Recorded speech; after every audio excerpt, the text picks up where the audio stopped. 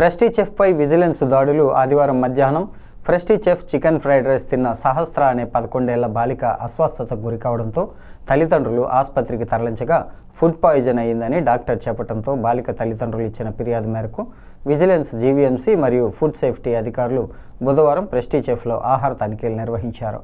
దీనిపై ఆహార భద్రతా అధికారి ఆనందరావు మీడియాతో మాట్లాడుతూ బాలిక తల్లిదండ్రులు ఇచ్చిన ఫిర్యాదు మేరకు తనిఖీలు నిర్వహించడం జరిగిందన్నారు.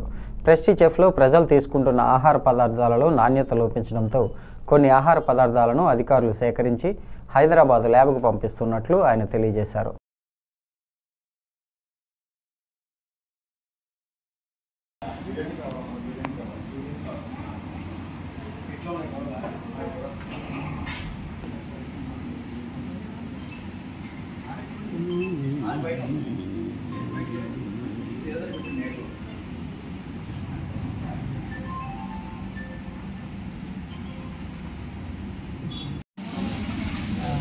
నా పేరు ఆనందరావు, ఫుడ్ సేఫ్టీ ఆఫీసర్, డివిజన్లో నా పెద్దరి డిపార్ట్మెంట్ ఫుడ్ సేఫ్టీ ఆఫీసర్.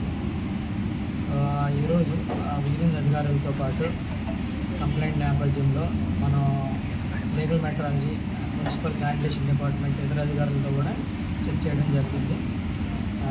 ముఖ్యంగా మన పేస్ట్రీ షెఫ్, లీగల్ బిజినెస్ ఏమో Radhika's food production, Ramagunda exhibition roads దగ్గర వీటిలో బాగా మనం తనిఖీలో భాగంగా విజిలెన్స్ డిపార్ట్మెంట్ మనం గుర్తించడం ఏంటంటే, మనం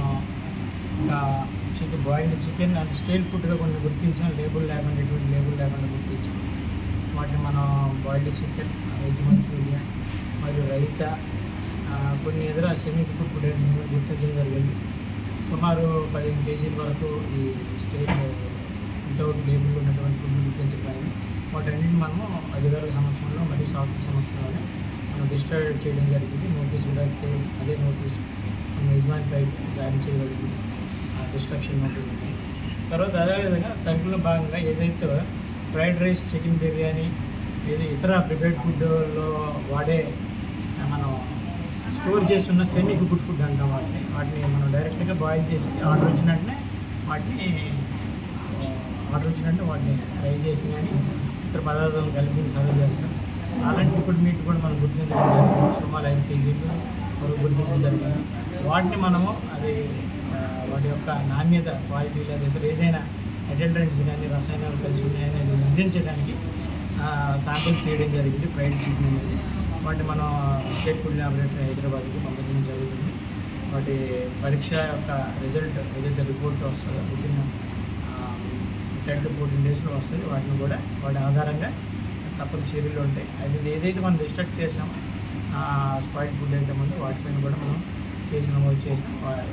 వితిన్ వీక్లో కానీ వితిన్ 10 to 15 డేస్లో మనం జాయింట్ కలెక్టర్ దగ్గర ఆ కేసును కూడా ఫైల్ చేయడం జరుగుతుంది. పైన ఏదైతే మెయిన్ బ్రాంచ్ ఉందో మిగతా బ్రాంచ్ పైన కూడా తనిఖీలు చేయడం అనేది జరిగింది. దీనికి 2 to 3 lakhs వరకు ఉంది. నేను మ్యాక్సిమం 3 lakhs అంటే సమీప బంధువు వల్లే మీరు అలసత్వం వహించారు అధికారులు. ఒక కంప్లైంట్ మీద ఆదివారం వచ్చింది. అది మనం ఆన్ డ్యూటీ, కాలేజ్ డ్యూటీ ఉండడం వల్ల రాలేకపోయింది. ఇతర ఏదైతే మన స్ట్రీట్ ఫుడ్ బండి